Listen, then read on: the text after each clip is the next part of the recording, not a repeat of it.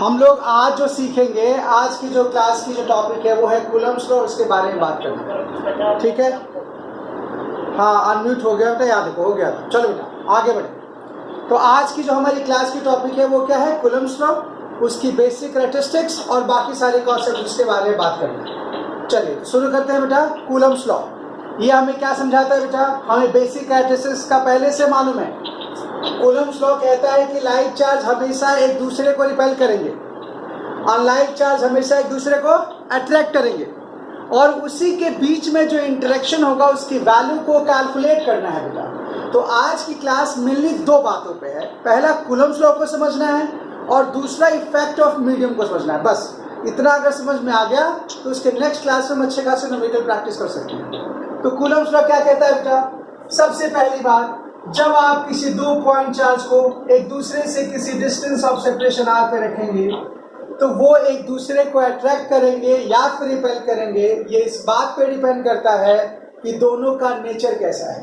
जैसे सपोज करो हमने दोनों पे चार्ज Q1 Q2 रखा तो ये दोनों एक दूसरे को रिपेल करेंगे। इस लॉ के हेल्प से हम इन दोनों चार्ज के बीच में फोर्स कैसे कैलकुलेट करें उसके बारे में समझते हैं बेटा, और उसके बारे में बात करना है। तो देखो बेटा ये कहता क्या है? It state that force of attraction और repulsion, क्योंकि हमें नहीं पता कि दोनों चार्ज का नेचर कैसा होगा बेटा। तो अट्रैक्शन और repulsion between two point charges. और मैंने ये भी ध्यान रखना है बेटा कि कूलम्ब्स लॉ सिर्फ पॉइंट चार्ज के लिए ही काम करेगा। अगर दोनों पॉइंट चार्ज नहीं है तो हमें कूलम्ब्स लॉ को अप्लाई करने से पहले सोचना पड़ेगा। It state that force of attraction और repulsion between two point charge Q1 and Q2 which kept at distance of separation R,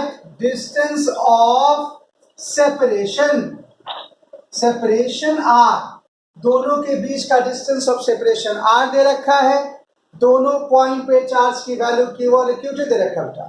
तो कूलम्ब्स लॉ हमें समझाता है, it state that force of attraction और repulsion between two point charges Q1 and Q2 which kept at distance of separation R is directly proportional to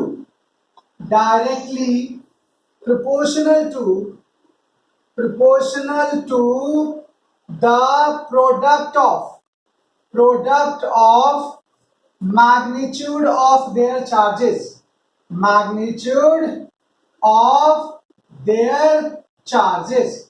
दोनों के जो magnitude, charge के magnitude है उसके प्रोडक्ट के डायरेक्टली प्रोपोर्शनल होगा। मतलब सिंपल सा है कि हम यहाँ पे दोनों चार्ज के मैग्नीट्यूड को देखेंगे, साइन को नहीं देखेंगे। अब इसका क्या मतलब है? इसका मतलब ये है कि अगर दोनों चार्ज पॉजिटिव है तो भी Q1 इंटू Q2, अगर एक प्लस एक माइनस है तो भी Q1 इंटू Q2, और अगर दोनों माइनस है तो भी Q1 इंटू Q2। इसलिए मैंने कहा ये ध्यान रखना है, directly proportional to product of magnitude. यहां भी बच्चे अच्छे खासी गलती करते हैं, magnitude of their charges, and inversely proportional to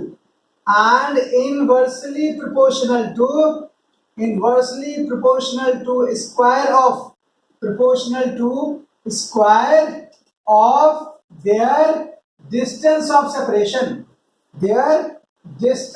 separation, ये हो जाएगी इसके बारे में। ये है कूलम्ब्स लॉ का मतलब, जिसको हम समझ सकते हैं। तो देखो आप क्या कह रहे हैं, इसमें दो बातें बहुत इंपॉर्टेंट है जिसको बहुत ध्यान से समझना है। पहला पॉइंट, दूसरा मैग्नीट्यूड।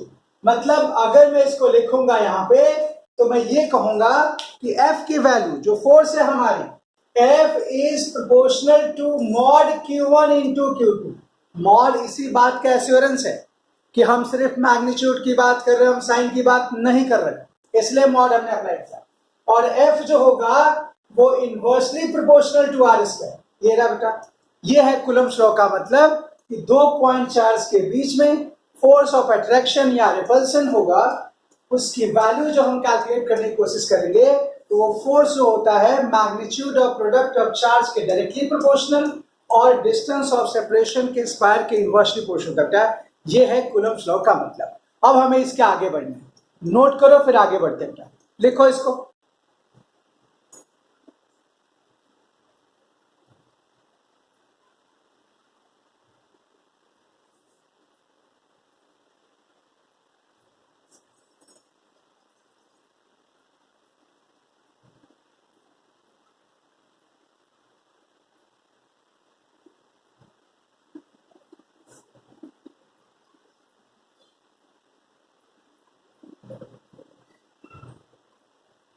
तो कूलम्ब्स लॉ में दो बातें सबसे इंपॉर्टेंट है, यहीं से मिसकॉन्सेप्ट डेवलप हो जाएगी अगर आप इसको ध्यान से नहीं देखेंगे तो। कि कूलम्ब्स लॉ तभी अप्लाई करने के बारे में सोचते हैं बच्चे जब दोनों के दोनों चार्ज पॉइंट हो या पॉइंट चार्ज हो, और जब हम लॉ अप्लाई करते हैं तो चार्ज की साइन कभी भी नहीं रखते। ये दो बातें ध्यान रखनी है कि सिर्फ product of magnitude of charge की बात करना है और कूलम्ब्स लॉ में सिर्फ पॉइंट चार्ज की बात करना है।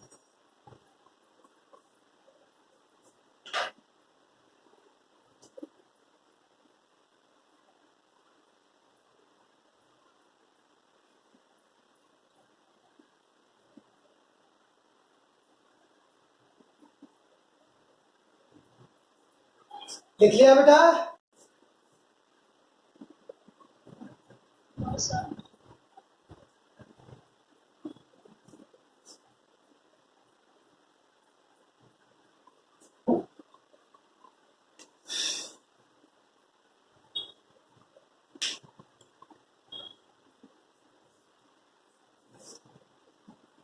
अब देखो बेटा, यहां से कई बच्चों के दिमाग में बात आती है कि सर ये तो बिल्कुल न्यूटन्स लॉ ऑफ ग्रेविटेशन जैसा है।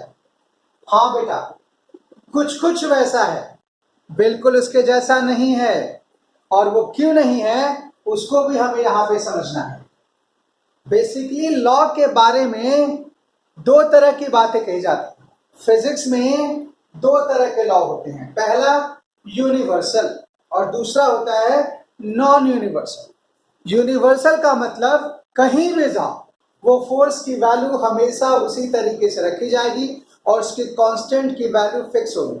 जैसे न्यूटन्स लॉ में जो हमने अप्लाई किया था उसमें जो ग्रेविटेशनल कांस्टेंट होता है उसकी वैल्यू हमेशा सेम होती है, चाहे दोनों बॉडी के बीच में एयर हो, वाटर हो, ना हो, कोई और मीडियम हो, सब कंडीशन। लेकिन यहाँ पे ऐसा नहीं होगा बेटा, इसको हमें समझना है। अब यहाँ देखिए बेटा, तो इसी को हम आगे बढ़ाएंगे।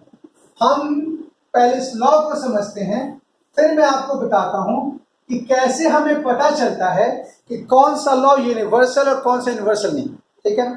तो इन दोनों को कंबाइन करो तो F is proportional to Q1 Q2 upon R square. F जब भी हम प्रोपोर्शन को हटाते हैं यहाँ पे कांस्टेंट ऐड हो जाता है K R स्क्वायर, और यहाँ पे इस K की वैल्यू जो होगी, K जो होता है 1/4 पाई एप्सिलॉन नॉट के इक्वल होता है। अब यही चीज आपको अलग करेगी। तो जब कभी भी पूरी फिजिक्स में हम पूरे लॉ को दो हिस्से बांट सकते हैं, एक यूनिवर्सल, दूसरा नॉन यूनिवर्सल। यूनिवर्सल वो होता है जिसका कांस्टेंट हमेशा फिक्स हो। नॉन यूनिवर्सल वो होता है जिसकी कांस्टेंट की वैल्यू अंडर कंडीशन चेंज हो।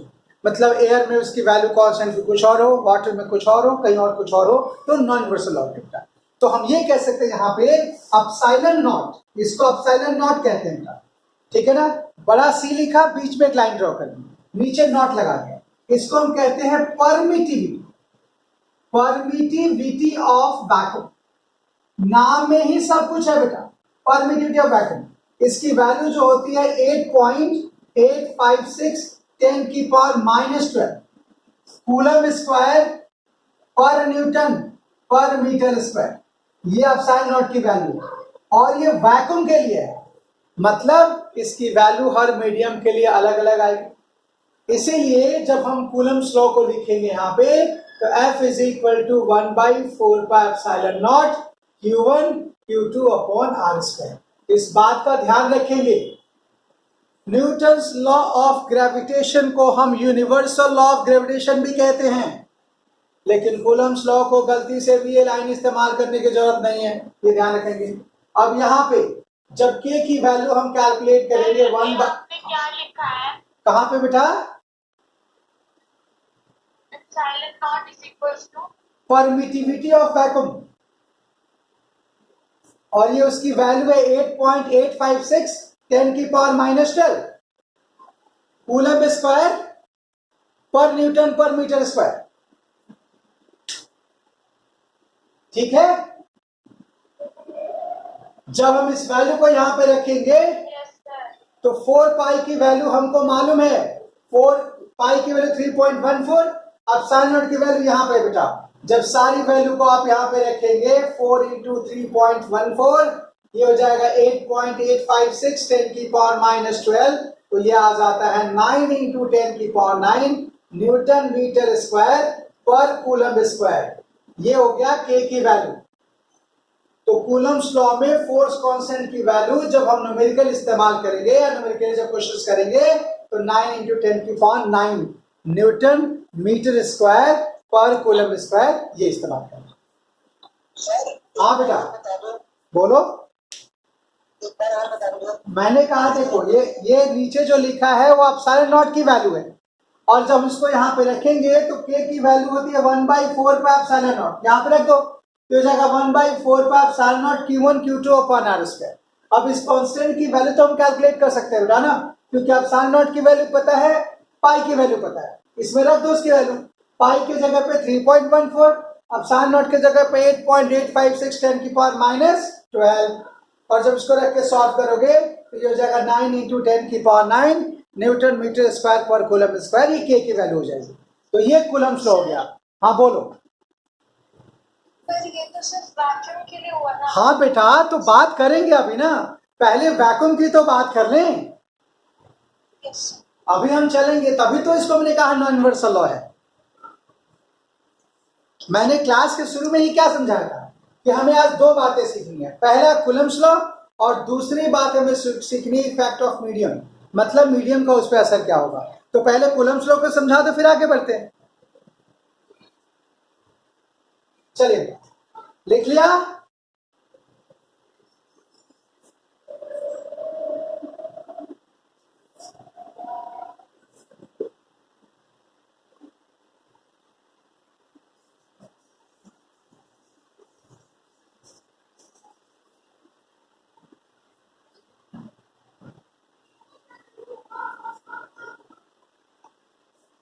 Yes, sir, लिख दिया। अच्छा सर एक मिनट सर। अच्छा, अब पहले कुछ क्वेश्चन देखा जाए फिर हम आगे बात करेंगे। जैसे आपसे कोई कहता है कोई find the force between electron and proton kept at distance of separation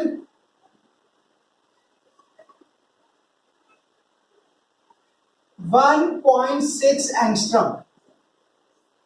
ये क्वेश्चन हो गया। एक इलेक्ट्रॉन है एक प्रोटॉन है, दोनों पे आपको चार्ज की वैल्यू मालूम है, हमने दोनों के बीच में 1.6 एंगस्ट्रॉम के डिस्टेंस रखी है, तो आपको बताना है कि उन दोनों के बीच में फोर्स की वैल्यू कितनी होगी। ठीक है, चलो यहां देखो। फिर आप क्या करोगे, सबसे पहले आप देखो इस क्वेश्चन में जब भी कभी न्यूमेरिकल्स करना हो आप सबसे पहले ये सोचिए कि वहां पे Q1 क्या क्या दे रखा है, फिर आगे बात होगी। तो देखो क्या दे रखा है, एक इलेक्ट्रॉन है और एक प्रोटॉन है, उन दोनों पे चार्ज आपको पता है, मतलब एक पे चार्ज है -E, दूसरे पे चार्ज है +E, दोनों के बीच का डिस्टेंस r है जिसकी वैल्यू 1.6 एंगस्ट्रॉम दे रखा है। तो देखो यहाँ पे Q1 की वैल्यू -E है, Q2 की वैल्यू +E है, यानी कि -1.6 10 की पावर -19, ये हो जाएगा 1.6 10 की पावर -19, और r दे रखा है बेटा 1.6 एंगस्ट्रॉम, मतलब 1.6 10 की पावर -10 मीटर। अब हमारे पास फॉर्मूला है F is equal to 1/4 pi epsilon naught Q1 Q2 upon R square. रख दो इस फॉर्मूले में। F इज इक्वल टू हम यहाँ पे लिखेंगे 9 इंटू 10 की पावर 9। अब मैंने कहा ना चार्ज के जगह पे सिर्फ मैग्नीट्यूड की बात होगी, गलती से भी साइन को लिखने की जरूरत नहीं है। 1.6 10 की पावर माइनस 19, 1.6 10 की पावर माइनस 19 डिवाइड बाय नीचे आर स्क्वायर। आर जो है 1.6 इंटू 10 की पावर माइनस 10, एक एंगस्ट्रम में 10 की पावर माइनस 10 मीटर होता है, इसका स्क्वायर कर दो। अब इसको सॉल्व कर दो। 9 इंटू 1.6 1.6 10 वाले पावर को सबको इकट्ठा कर दो। 10 की पावर 9 माइनस 38 अपॉन 1.6 1.6 10 की पावर माइनस 20। ये इससे कैंसिल कर, ये हो जाएगा 9 इंटू 10 की पावर, पहले इसमें से माइनस करो, माइनस 29। 9 में से माइनस 38 पहले माइनस किया, उसके बाद ये जो है ऊपर चला जाएगा यानी कि प्लस 20। तो हम ये कहेंगे यहाँ पे ये हो जाएगा 9 इंटू 10 की पावर, इसको लिखेंगे माइनस 9 न्यूटन। अब आप कहोगे सर उस माइनस का तो कोई फर्क पड़ेगा नहीं क्योंकि चार्ज तो अपोजिट था। बिल्कुल फर्क पड़ेगा। कूलम्स ने कहा था कि जो अनलाइक चार्ज होते हैं हमेशा एक दूसरे को अट्रैक्ट करते हैं, तो इसके ब्रैकेट में लिख देंगे अट्रैक्टिव, उसका यही काम है बस। तो ये हो गया फोर्स कैलकुलेट करने का, न्यूटन्स कूलम्स को अप्लाई करने का एक छोटा सा क्वेश्चन कि कैसे सिंपल क्वेश्चन बनते हैं यहां से जिसको हम समझ सकते हैं।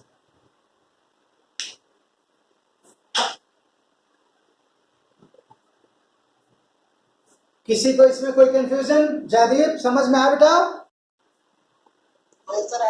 ओके।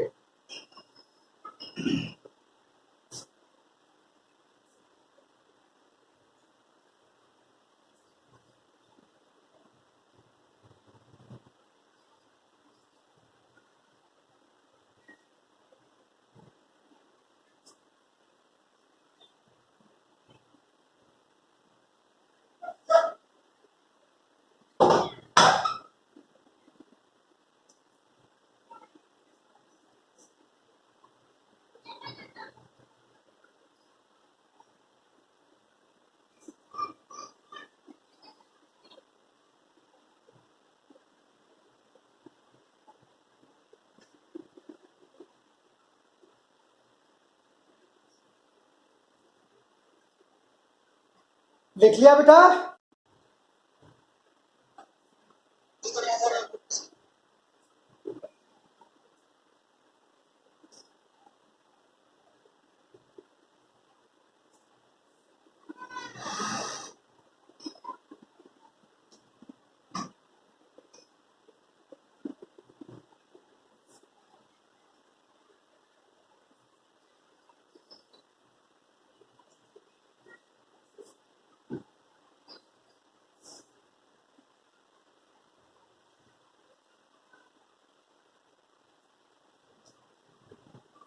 अब हमें समझना है कि इफेक्ट ऑफ मीडियम को कैसे डील करेंगे। इफेक्ट ऑफ मीडियम, इसके बारे में कैसे बात की जाएगी, इसको समझने की जरूरत है। तो यहां देखो बेटा, जब दो चार्ज पार्टिकल को आपने एयर में किसी डिस्टेंस r पे रखा तो उसके बीच में फोर्स कैलकुलेट करने का फॉर्मूला यहां देखो बेटा। अगर दो चार्ज पार्टिकल है Q1 Q2, इसके बीच का डिस्टेंस है r, तो फॉर एयर हम ये कह सकते हैं air F0 is equal to जो दोनों के बीच में फोर्स होगा 1/4 pi epsilon naught Q1 Q2 divide by r square. लेकिन जैसे हम इसको किसी दूसरे मीडियम में लेके जाएंगे, फॉर एनी मीडियम, हम ये कह सकते हैं यहां पे कि इसको लिखा जा सकता है F इज इक्वल टू, इसको FM से लिखो। हमने क्या किया, दोनों चार्ज पार्टिकल को अब हम किसी दूसरे मीडियम में लेके गए उसी डिस्टेंस पे। लेट कर लो मीडियम कुछ भी हो सकता है, हमें नहीं पता, तो वो वाटर भी हो सकता है, कोई और मीडियम हो सकता है बेटा, उसकी टेंशन लेने की जरूरत नहीं। अब उस मीडियम में जो फोर्स का फॉर्मूला होगा 1/4 एप्सिलॉन नॉट नहीं लिखेंगे, नॉट एयर के लिए होता है बेटा, Q1 Q2 upon R square. अब आप कहोगे सर इस सिर्फ एप्सिलॉन का मतलब क्या है, तो यहां देखो एप्सिलॉन जो होता है वो होता है परमिटिविटी, परमिटिविटी ऑफ मीडियम, किसी भी मीडियम की परमिटिविटी। अब इसको देखो बेटा, ये पहला इक्वेशन है, ये दूसरा इक्वेशन है। अब आप इन दोनों को डिवाइड कर दीजिए, इक्वेशन 1 डिवाइड बाय इक्वेशन 2, इधर हो जाएगा एफ नॉट, इधर हो जाएगा एफ एम। ये हो गया 1/4 epsilon naught Q1 Q2 upon R square, नीचे 1/4 epsilon Q1 Q2 upon R square. Solve करो इसको, 1/4 से 1/4 भी कैंसिल हो जाएगा। F naught upon F M को हम लिखेंगे 1 upon epsilon naught, 1 upon epsilon, और फिर एफ एम अपॉन इसको लिख सकते हैं आगे बढ़ के ऊपर चला जाएगा एप्सिलॉन अपॉन एप्सिलॉन नॉट। ऊपर है परमिटिविटी ऑफ ए मीडियम, नीचे है permittivity of A vacuum. Epsilon upon epsilon not को हम के या फिर एप्सिलॉन आर से लिखते हैं। अब ये के क्या मुसीबत है बेटा, यहां पे के को हम कहते हैं dielectric constant, dielectric constant इसका नाम है, और हम इसको लिखते हैं कांस्टेंट, या इसको यहां पे कहते हैं रिलेटिव परमिटिविटी, रिलेटिव परमिटिविटी कहते हैं, permittivity.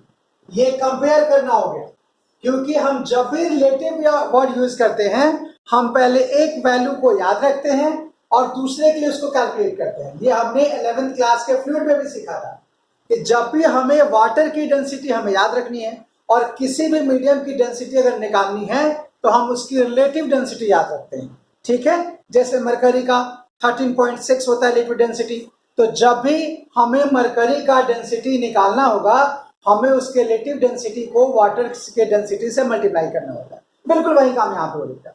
Epsilon upon epsilon not को के से या फिर एप्सिलॉन आर से लिखते हैं, और फिर हम इसको लिख सकते हैं यहाँ पे के रिलेटिव की वैल्यू जो है वो हमेशा 1 से बड़ी होगी, चूंकि हम रिलेट कर रहे हैं बेटा, तो कोई के इज ऑलवेज ग्रेटर देन 1। अब इससे क्या होगा, यानी कि हम कह सकते हैं इसको एप्सिलॉन अपॉन एप्सिलॉन नॉट को हम के इक्वल अगर लिखते हैं तो यहाँ पे आ जाए इस वैल्यू में ये जो फोर्स होगा इसको लिख सकते हैं F naught upon F M की वैल्यू के इक्वल, और एफ एम की वैल्यू जो होगा एफ नॉट अपॉन के इक्वल। अब जरा ध्यान से देखो, आपने अभी लिखा है 3 लाइन ऊपर कि के की वैल्यू हमेशा 1 से बड़ी होती है। अगर के की वैल्यू 1 से बड़ी है तो इसका मतलब यह है कि एफ एम की वैल्यू एफ नॉट से हमेशा छोटी होगी। अब इसका मतलब क्या हुआ, जैसे मान लो अगर 3 है यहाँ पे तो एफ एम की वैल्यू 1/3 हो जाएगा, अगर के की वैल्यू 4 है तो 1/4 हो जाएगा। इससे ये पता चलता है कि जब भी हम 2 चार्ज पार्टिकल्स को एयर से किसी दूसरे मीडियम में लेके जाएंगे वहां पे फोर्स की वैल्यू हमेशा डिक्रीज होगी। मतलब सबसे ज्यादा फोर्स एयर में अप्लाई करना पड़ता है, बाकी हम किसी और मीडियम को लेकर के आएंगे जिसकी वैल्यू के की वैल्यू जितनी ज्यादा होगी फोर्स की वैल्यू उतना ही कम होता जाएगा, कम अप्लाई होगा। मतलब के जितना बढ़ेगा एफ एम की वैल्यू एफ नॉट से उतनी छोटी होती जाएगी। सिंपल सी बात, अगर 2 चार्ज पार्टिकल सिस्टम को हम एयर से किसी दूसरे मीडियम में लेके जाते हैं तो फोर्स की वैल्यू हमेशा डिक्रीज होती है, ये इसका मतलब। ठीक है, समझ में आ गई बात? बात समझ में आ गई बेटा? चलो बेटा नोट कर लो इसको।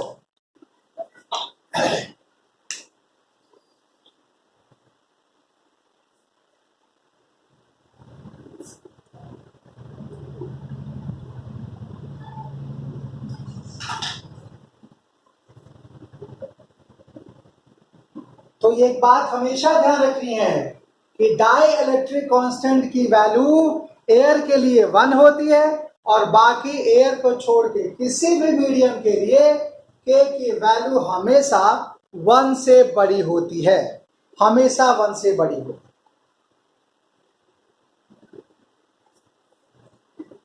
नेक्स्ट हाफ में इसके एप्लीकेशन की थोड़ी सी बात करेंगे कि कैसे आप इस मीडियम को समझेंगे और फिर हम कुछ क्वेश्चंस की बात करेंगे।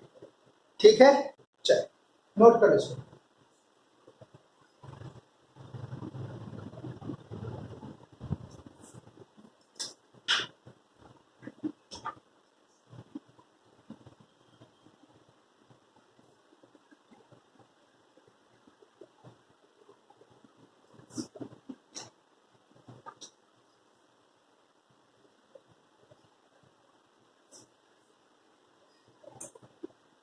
तो कूलम्स लॉ की ये हो गई दो बातें। पहला कूलम्स लॉ क्या है और दूसरी बात हमने सीखा कि आखिर इफेक्ट ऑफ मीडियम में क्या होता है, इसको समझना है।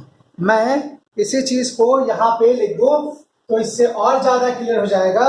इससे हमें पता चलता है कि force between two charge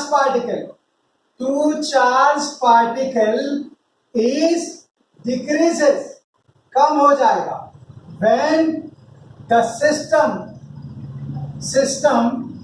of point charge is shifted, कहां से कहां बेटा? from air to any medium। इसका यही मतलब है कि जब भी हम एक मीडियम से दूसरे मीडियम में जाएंगे, हमेशा एयर से जब भी आप किसी मीडियम में जाओगे फोर्स हमेशा डिक्रीज होगा। मतलब देखो, जहां पे आप साइलेंट है वहां पे हम चाहे तो एप्सिलॉन नॉट इनटू के लिख सकते हैं। यहां से देखो ना, एप्सिलॉन को के लिखा तो एप्सिलॉन को लिख के इनटू एप्सिलॉन नॉट हो जाएगा, उधर मल्टीप्लाई करो। यानी कि फोर्स इन मीडियम लिखने का फॉर्मूला हम चाहे तो ऐसे भी लिख सकते हैं 1/4 पाई एप्सिलॉन नॉट के Q1 Q2 upon R square. यहाँ पे के डाई इलेक्ट्रिक कांस्टेंट को रिप्रेजेंट करता है।